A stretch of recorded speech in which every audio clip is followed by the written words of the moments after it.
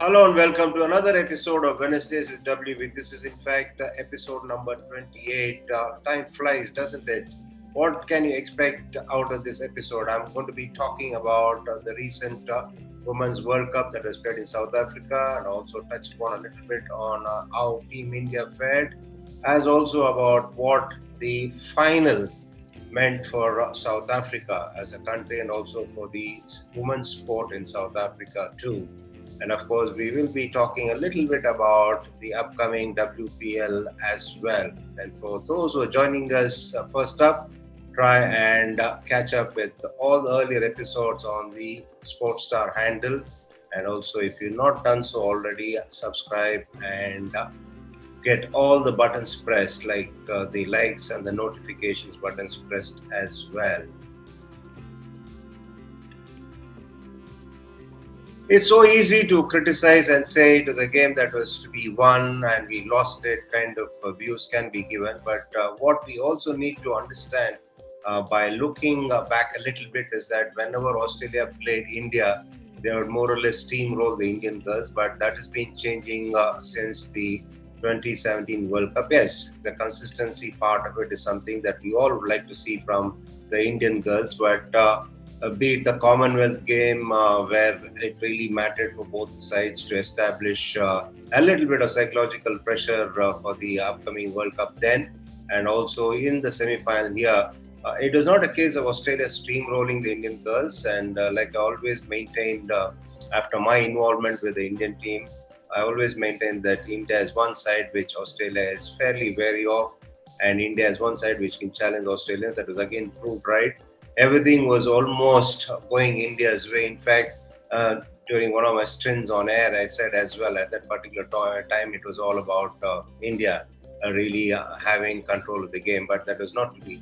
The big difference was, yes, we can talk about various things that happened on the field, various things that did not happen, but one should not lose sight of the fact that the Australians perhaps have the advantage of collectively believing that they could get past any difficult situations. That's because primarily they've been there before on numerous occasions and they've overcome whatever challenges that were posed to them in the past in the knockout phase. That is very critical. A side can do as well as it can in the league phase.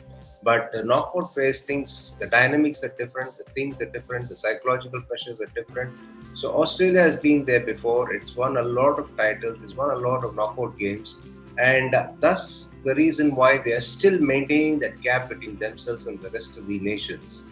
The gap in the sense that they have been there before, they have experienced collectively, and it's important in a team game for each and every individual to believe that they can overcome a difficult situation individually and collectively. And that's the big difference that Australia had over India in that semi final.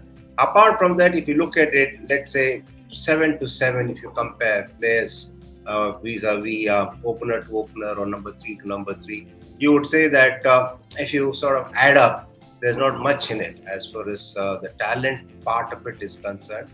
But the big difference was in the collective belief and the experience of repeatedly overcoming whatever challenges that you might come across in a knockout phase.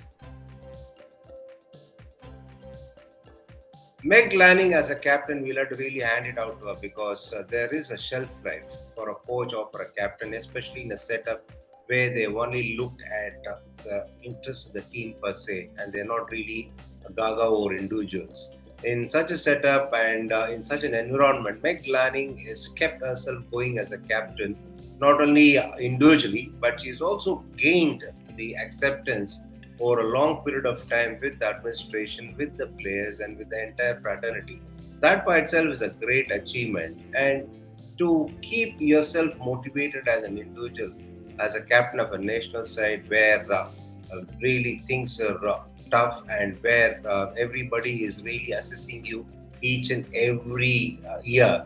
It's a tough proposition, and Meg Lanning along those lines has done well, primarily because she's fantastic in terms of tactics. And as a batter, she walks out there and gets you the critical runs whenever the team is in a bit of bother. She goes out there and takes the team uh, past the line. That's something that she's done consistently. And also to ensure that she keeps all the players interested, she keeps the players together is a great achievement. It's all right for people to say that Steve Waugh got the team of Alan Border and Mark Taylor. And it is actually not a great job from Steve Waugh. It is a team handed out there. But even again, with an established side or with a lot of stars in the side, it is not an easy thing for the captain to keep them together, to keep them interested, and also to handle with whatever the individual ambitions of the others might be, and still prevail as the captain over a long period of time and to be as successful as she's been. I think we can't really ask for more from an individual, and no nation can really find any fault with whatever it is that she's done over a long period of time. Forget the success part of it, the way she carries herself and the way she is handled the side and all the individuals there, and with such impartiality over a long period of time is phenomenal. South Africa had a good campaign, even the 50-over campaign in the World Cup in February when they played in New Zealand. It's just that as a collective unit, they were making too many mistakes on the field. They're not really fielding well at all as a unit. And this is perhaps something that quite a lot of us felt needed to improve. And what has happened in the recent past is that a lot of thought has gone into what it is that they needed to do. Yes, there was a lot of talk about the omission of Nick in the World Cup squad, but apparently it was felt that fitness was something that they're going to be giving a lot of importance to. Now, as they say, end justifies means. So, whatever it is that they thought of one particular individual when it came to fitness, and it was imperative that she also conform to whatever yardsticks that they are laid out for the entire side is different. Let's not go back to that. But what is absolutely worked for them is the fact that they looked better as a unit on the field. They looked a lot more athletic, and they did not make as many mistakes in the T20 World Cup as they did in the 50 overs format. And the other thing was the rejigging of the batting order has helped them as well.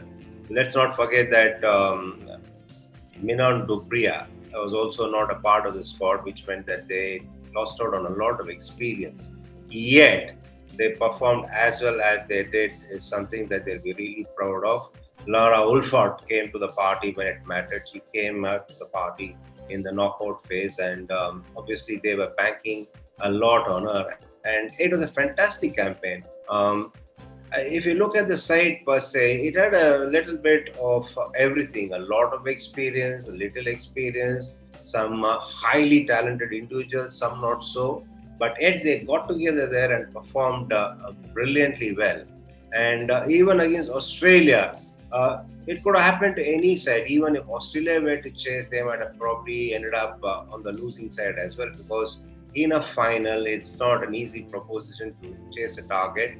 And especially the closing phase is always important. The last mile, as they say, is something that you need to be really very good. And that is where they faltered. That is something that could happen and has happened on numerous occasions to the best of sides. But all in all, South Africa will be proud for the simple reason that their progress meant a lot for a nation which obviously needs to try and embrace any and every avenue possible to stay together. And the other thing is that women's sport will be taken seriously with what the girls did in the World Cup as far as South Africa cricket is concerned. And also not only cricket, for the overall health of and the popularity of women's sport in South Africa will go up several notches. And it was fantastic in a nation to see that from hardly anybody turning up to watch women play cricket, suddenly it was all sold out. As people can say, crowd will only come in if the home side does well. But it was heartening for everybody to see, and the buzz there that prevailed leading up to the final is something really going to be in the people's memories for a long time.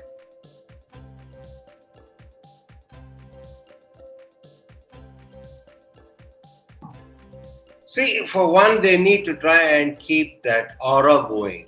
The second is the only way that they can do is by winning titles on a regular basis, which they've been doing in the past. And but obviously, they do not want to let go of the pedestal that they've been sitting on.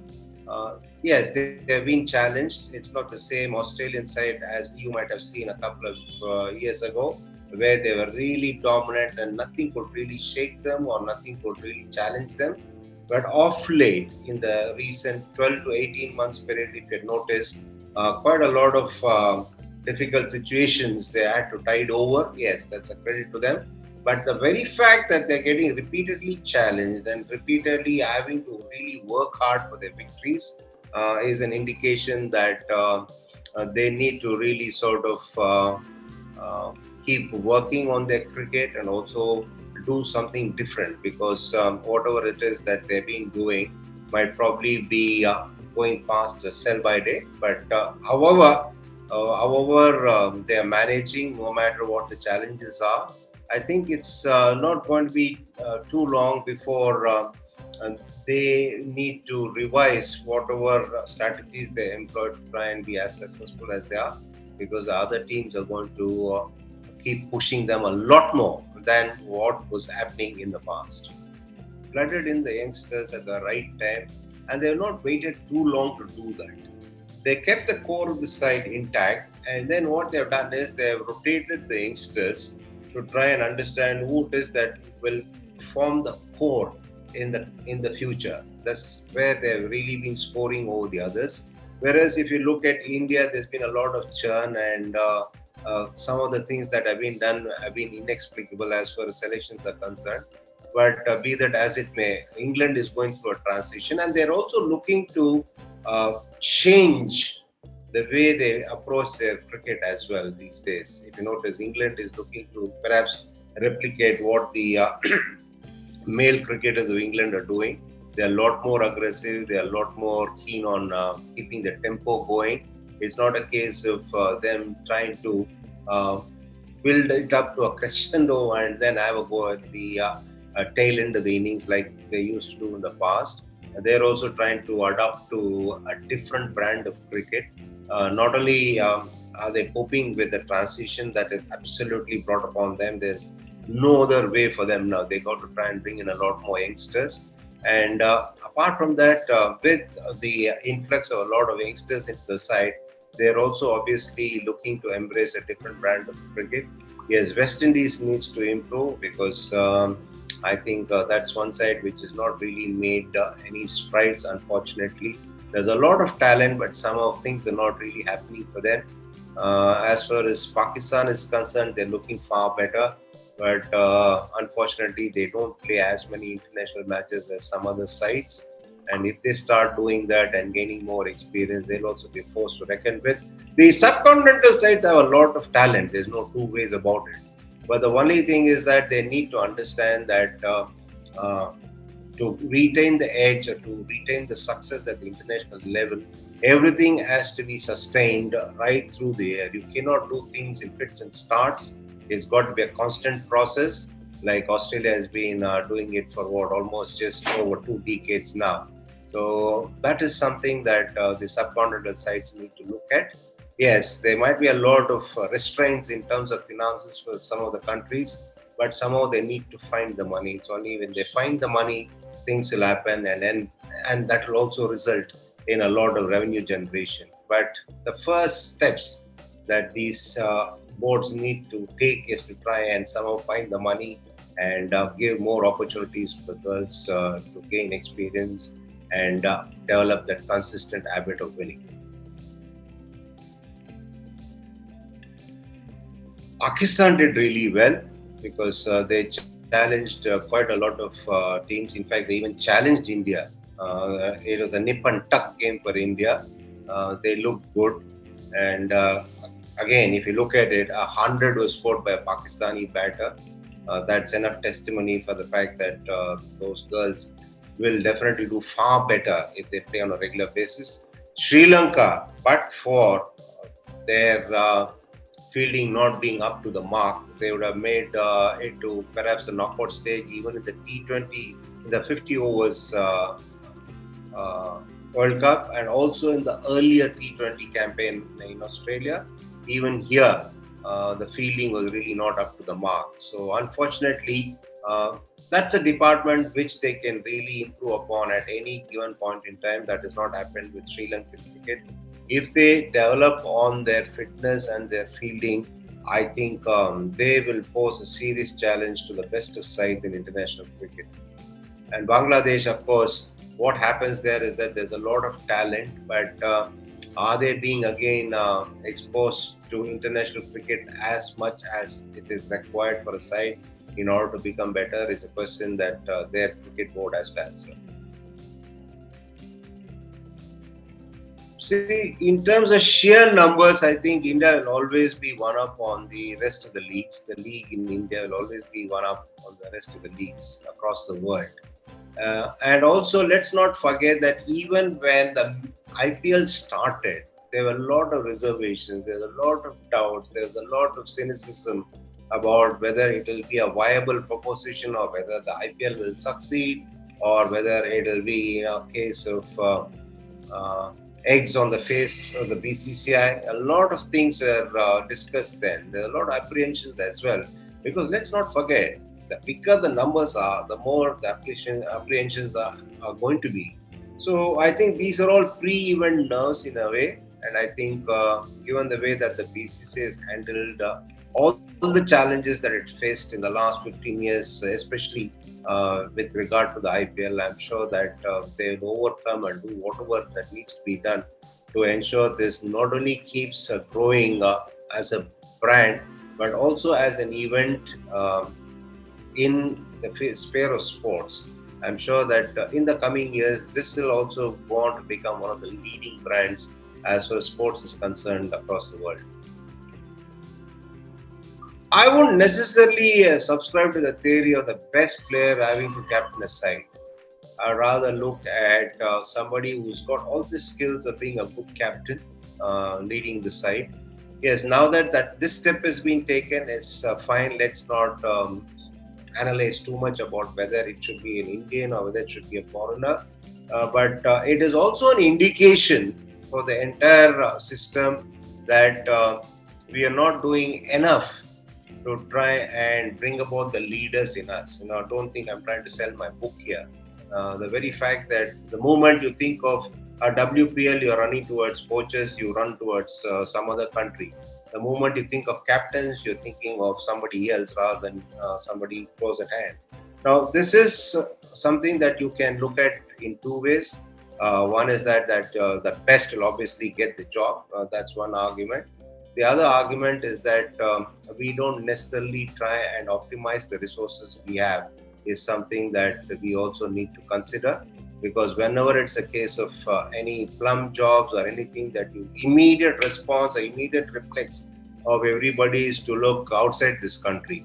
So that by itself is an indication of a lot of things, be it our mindsets, be it our propensity to not try and foster leadership qualities in the people that we have out here. That's it for this week. I hope you enjoyed the chat. I'm sure that the topics that we chose to talk about were very interesting, and also the fact that we were talking more about women's cricket or generally about women's cricket should be heartening to a lot of you, because it is generally deemed that there's not much of talk about women's sport. But here we were talking the entire episode about women's cricket. I hope you enjoyed it. And as I always say when I sign off, until I meet up with you next week, be good and stay safe.